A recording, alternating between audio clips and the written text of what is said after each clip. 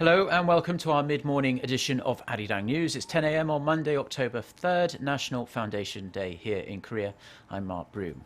Our top story this morning, the leaders of Korea's three main political parties have gathered in central Seoul to celebrate the birth of Korea on this National Foundation Day, or Gaechonjeol as it's called in Korean. The ruling Saenuri Party's floor leader, Jung Jin-seok, the Minju Party of Korea's chairwoman, Choo Mi-ae, and the interim leader of the minor opposition People's Party, Park Ji-won, are marking the day in Gwanghamun. This is the second time the leaders of the three sides have met since the ruling party boycotted the parliamentary audit last week.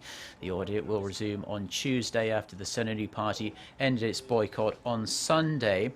The National Assembly Speaker, Jung Se-kyun, paid a visit this morning to the Saenuri Party chair, Lee Jung-hyun, who is hospitalized after going on a hunger strike for a week. He was trying to force Jung to resign to take responsibility for the passage of an opposition-backed motion to remove the agriculture minister.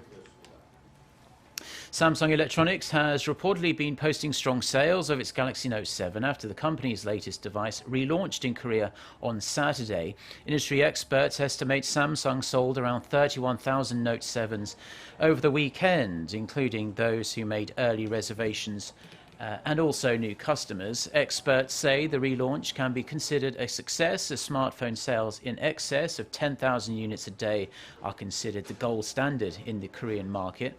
Last month, Samsung ordered a recall of the previous Note 7 due to reports of the batteries overheating or catching fire. As of the end of September, 80% of domestic Note 7 buyers had already replaced their phones.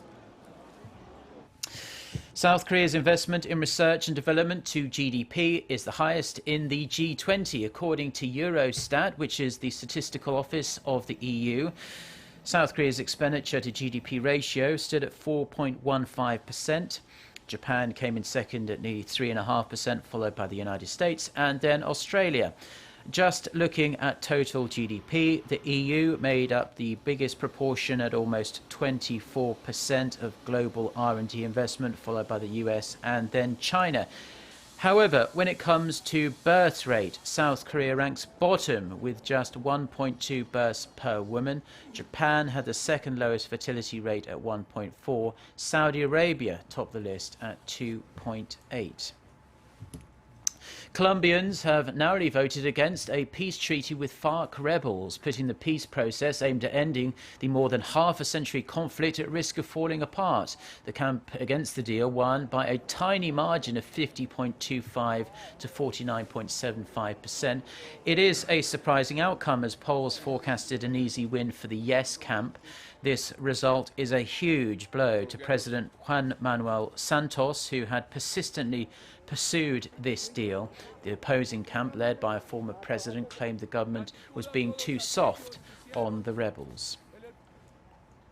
Staying with international news now, and Britain's Prime Minister has revealed a little more of her strategy for taking Britain out of the European Union.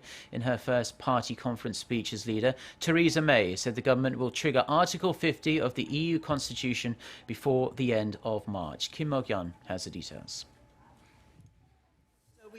British Prime Minister Theresa May announced on Sunday that she will trigger the process to leave the European Union without unnecessary delays. In a speech at the start of the Conservative Party's annual convention in Birmingham, May said Britain will invoke Article 50 of the Lisbon Treaty by March 30th, 2017. After that, Britain will have 2 years to finalize one of the most complex political deals in modern European history. If everything goes well, the UK will exit the EU by early 2019.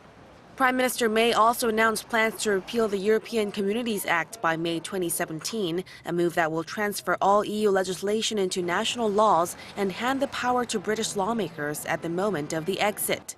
She said the British people have voted to leave the EU and become a fully independent, sovereign country, thus Britain will decide for itself on how it will control immigration and pass its own laws. Donald Tusk, the president of the European Council, said the statement had brought welcome clarity to the situation. Experts say her speech was unclear on future immigration and trade issues, but it brought Britain a step closer to its divorce from the European Union. Kim Mok-yeon, ARIRANG News. Now, it's been a damp and dreary 24 hours or so in Korea, but clearer skies are in the forecast for this afternoon. However, we can still expect up to 60 millimetres of rain in central Gyeonggi-do province and northern parts of Seoul over the next few hours. A heavy rain advisory has been issued in northeastern Gangwon-do province, and there's heavy fog lingering over the coastal regions of Jeollanam-do and Chungcheongnam-do provinces, but all of it is forecast to clear by mid-afternoon. Typhoon Chaba is currently making its way northward from Japan's Okinawa prefecture, but as the storm could change paths, the Korea Meteorological Administration is urging people to keep an eye on weather advisories throughout the day. And that's all the news we have for now. If you're watching us in Korea, do enjoy the rest of your National Foundation Day holiday. Goodbye.